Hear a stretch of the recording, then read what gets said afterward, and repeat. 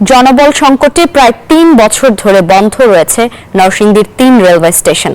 স্টেশনগুলো বন্ধ থাকায় চরম দুর্ভোগে পড়েছেন শিক্ষার্থী, চাকরিজীবী সহ লাখো যাত্রী।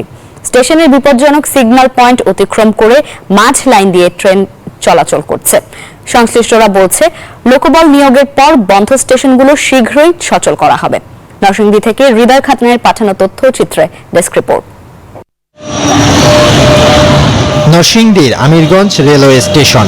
স্টেশন মাস্টারের কক্ষে ঝুলছে তালা, জানালায় স্টেশন বন্ধের সাইনবোর্ড ঝুলানো। স্টেশন মাস্টার না থাকায় ও লুপ লাইনের সিগন্যাল মোটর চুরি হওয়ায় অচল অবস্থায় পড়ে আছে প্রায় ৩ বছর ধরে। একই অবস্থা নরসিংদীর শ্রীনিধি ও ঘোড়াশাল স্টেশনেরও। প্ল্যাটফর্মে নয়, মাঝের লাইন দিয়ে আসছে ট্রেন। ভোগান্তিতে অসুস্থ বৃদ্ধ নারী সহ যাত্রীরা। বসুন্ধরা টিস্যুতে ছাড়ের ছড়াছড়ি। বসুন্ধরা টিস্যু নিয়ে এলো নিশ্চিত ছাড়।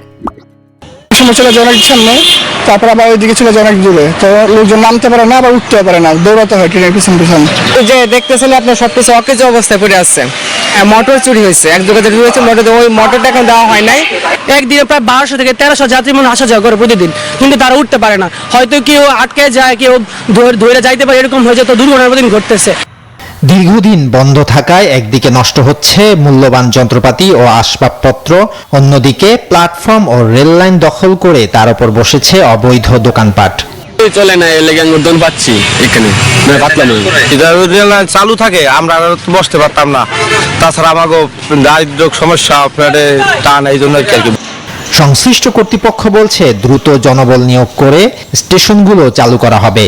নিয়োগ প্রদান না করেন তারা আরও যে সমস্ত স্টেশন চালু আছে ওইগুলো বন্ধ হয়ে যেতে পারে। অতি দ্রুততার সহিত স্টেশন মাস্টার নিয়োগ দিলে বন্ধ স্টেশনগুলি চালু করা হবে। ভোগান্তি কমাতে বন্ধ স্টেশনগুলো সংস্কার করে চালুর দাবি যাত্রীদের। Desk report, news 24।